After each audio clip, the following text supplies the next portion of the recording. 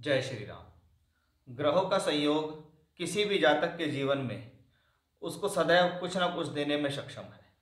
अब यह निर्भर करता है कि वो ग्रह यानी उस ग्रह का गोचर ब्रह्मांड में किस स्थितियों पे चल रहा है। उन्हीं चीज़ों को, उन्हीं बातों को, उन्हीं गोचर के नियम को ध्यान में रखते हुए हम समय समय पर आपके सामने ज्योतिष से संबंधित जानकारी, ग्रहों के गोचर से संबंधित जानकारी लाते रहते हैं। उसी विषय को ध्यान में रखकर मैं आज आपके सामने ऐसे 3 मुख्य ग्रहों के बारे में बात करने वाला हूं जिनको देखकर मुझे लगता है कि ये तीनों ग्रह आने वाले समय में यानी फरवरी, मार्च और अप्रैल, इन 3 महीनों के अंदर कुछ ऐसा संयोग बनाएंगे जो कि शायद हर बार ऐसा नहीं होता। उसके पीछे रीज़न भी है।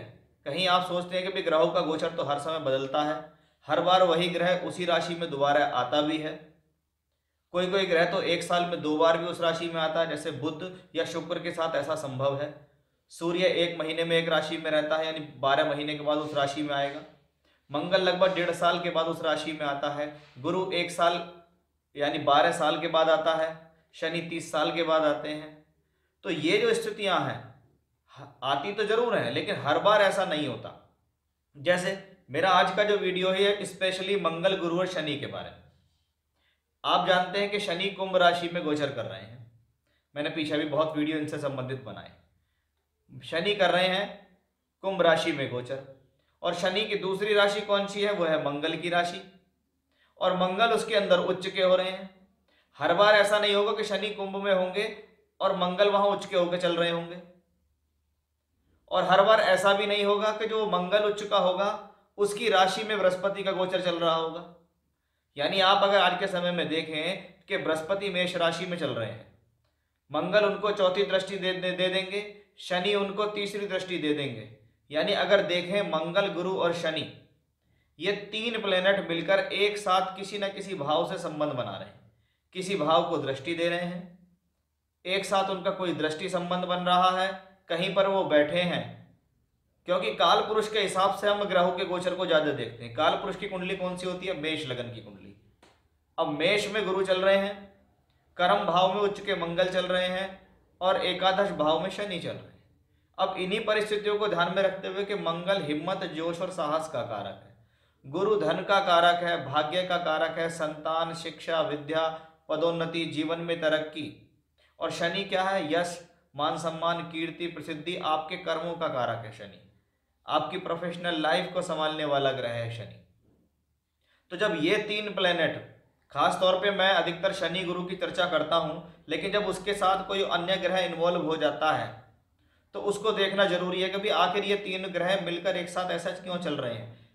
कुछ न कुछ तो ऐसी गति ग्रहों के अंदर सोची है कि शनि स्वराशि के और मंगल उसी की राशि में उच्च के हो गए, बृहस्पति मंगल की राशि में उच्च हो गए, यानी तीनों ग्रहों का कनेक्शन, और बाद में मंगल शनि का बृहस्पति को दृष्टि देना। यानी कुछ तो ग्रहों का बीच चल रहा है, कुछ तो जीवन में ऐसा होने वाला है जिसको हम कुछ कहते हैं कि कुछ बड़ा आपके जीवन में दे सकता है। अब ये 3 ग्रहों का चमत्कार आपके जीवन में कैसे दे सकता है 3 महीने में सफलता पार, यही मेरा आज का विषय है। इसी मुख्य विषय को मैं आज आपके सामने लेकर चल रहा हूं, और बहुत ही बारीकी से मैं आपको समझाऊंगा कि कब कौन सा ग्रह जीवन के किस कार्य क्षेत्र में आपको क्या दे सकता है। क्योंकि ये तीनों मुख्य ग्रह आपके जीवन के सभी मुख्य पहलुओं पर अधिकार रखने में सक्षम है, प्रभाव देने में सक्षम है।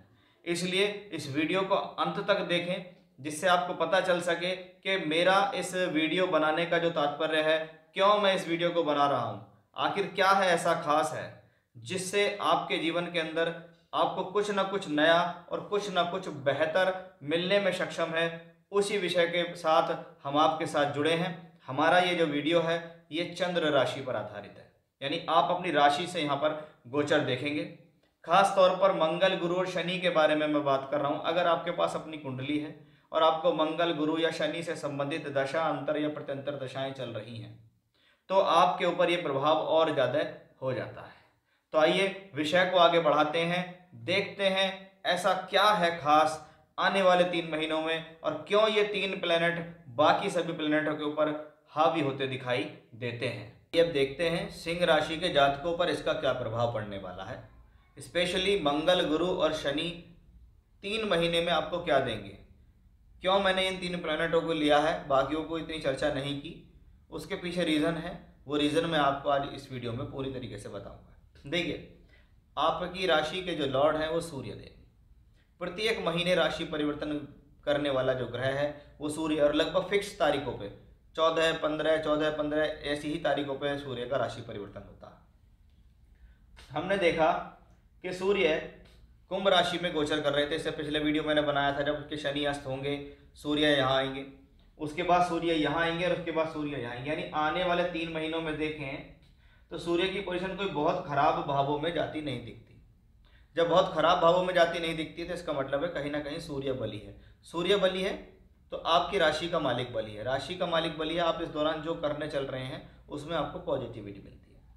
अब बात करते हैं हम मंगल की। सबसे पहले मैं मंगल के बारे में आपको चर्चा करूंगा कि मंगल आपके लिए कौन है। मंगल सूर्य का मित्र है। मंगल आपकी राशि के लिए योग कारक है। योग कारक एक ऐसा प्लेनेट जो अकेला ही केंद्र और त्रिकोण राजयोग के फल देता हो, यानी मंगल यहाँ केंद्र और त्रिकोण दोनों के फल देता है। मंगल कहाँ है? छठे घर में। छठे घर का में गया एनर्जी कारक मंगल, यानी सारी एनर्जी कहाँ चली गई? 6th हाउस में। यहाँ दोनों चीजें हैं। छठा घर रोग ऋण शत्रु का है, रोग को हरने वाला, शत्रुओं को हराने वाला, प्रॉब्लम्स को दूर करने वाला, डिफिकल्टीज से बाहर निकालने वाला, संघर्ष में विजय दिलाने वाला, कॉम्पिटिटिव एग्जाम्स में सफलता देने वाला ग्रह उच्च का मंगल छठे घर में। बस ये कहता है कि आप जब भी कोई मेहनत करें उसमें अपनी एनर्जी को उस तरीके से लगाएं कि हाँ, मैं जहाँ लगा रहा हूँ अपनी एनर्जी वो सही जगह है। बिना वजह की एनर्जी नहीं लगानी है। बहुत बार क्या होता है, बिना सोचे समझे जोश में जाके अपनी एनर्जी को गलत जगह वेस्ट कर देते हैं, तो क्या है, उच्च के मंगल के नुकसान हो जाते हैं। अदरवाइज मंगल छठे घर में बैठ के पॉजिटिव हुआ। चौथे घर का मालिक अगर यहाँ उच्च का हुआ है, इसका मतलब यहाँ से कुछ ना कुछ स्थिति शुरू हो जाएगी आपके जीवन में कि कोई भूमि, जमीन, जायदाद, प्रॉपर्टी से संबंधित स्थितियाँ आपके लिए पॉजिटिव होती दिखाई दे रही हैं। यही मंगल 17 मार्च को राशि परिवर्तन करके यहाँ आ जाएगा, यानी अब चौथे का मालिक केंद्र में आ जाएगा। यानी फिर से वही स्थिति कि कुछ ना कुछ तो फरवरी, मार्च और अप्रैल के महीने में 4th house related positive result मिलते दिखाई देते हैं। अब मंगल बली है तो मंगल के कारक बली हैं। अब मंगल क्या है? चिकित्सक है, मशीनरी है, इंजीनियर वर्ष है, टूल्स है, कंस्ट्रक्शन है, भूमि, जमीन, जायदाद, प्रॉपर्टी के कार्य मंगल से देखे जाते हैं, सेना, पुलिस, मिलिट्री से संबंधित कार्य देखे जाते हैं। तो मंगल बली हो रहा है, यानी इन सब कारकत्वों में वृद्धि है, या इनसे जुड़ा हुआ अगर आपका कोई काम है तो ये आपके लिए पॉजिटिव हो गया। ये मंगल यहाँ से बैठकर 9th हाउस को देखेंगे, 9वां घर भाग्य का, छठा घर संघर्ष का, वहां मंगल उच्च का। मैं अपने संघर्ष से अपने भाग्य को चमकाने में सक्षम हूं, ये मंगल बताता है। फिर यही मंगल योग कारक होकर यहाँ बैठ जाएगा 17 मार्च के बाद, 7th भाव के अंदर आएगा। यहाँ से बैठ के 10th भाव, राशि और धन तीनों पर दृष्टि डालेगा मंगल। यानी मंगल का गोचर जब 17 मार्च के बाद कुंभ में जाएगा तो और पॉजिटिव हो जाएगा, क्योंकि केंद्र त्रिकोण का स्वामी केंद्र में ही आ जाएगा।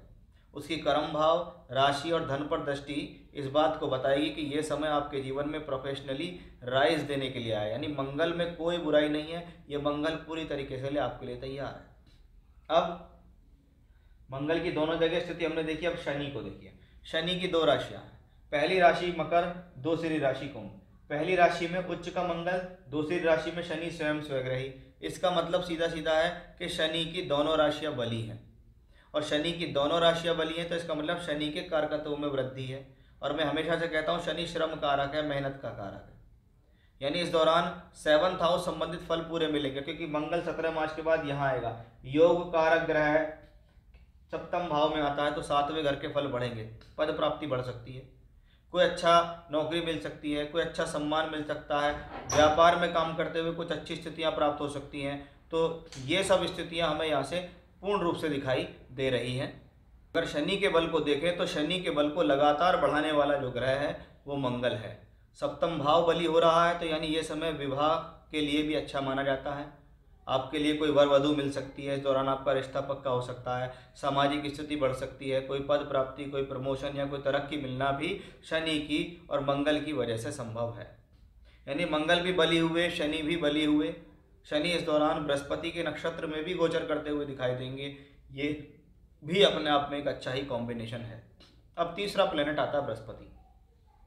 पॉजिटिविटी देखिए आप बृहस्पति में कितनी है, 9वें भाव में है, शुभ ग्रह गुरु होकर है, पंचम का मालिक होकर, लक्ष्मी त्रिकोण का मालिक होकर नवम भाव में है, उच्च के मंगल से दृष्ट हो रहा है, मित्र मंगल की राशि में है, बिना किसी अशुभ प्रभाव के है। इसका मतलब 4 से 5 बल लगातार गुरु के अंदर बढ़ते दिखाई दे रहे हैं। अब ऐसा गुरु इस प्रकार से अगर बली हो जाता है तो उसको पूरे फल आपको मिलते हैं। पंचम के फल फूले मिलेंगे तो विद्या, बुद्धि, शिक्षा, संतान से संबंधित फल मिलेंगे। संतान ऐसे समय में राइज करती है, या संतान की इच्छा रखते हैं तो कंसीव हो जाती है संतान।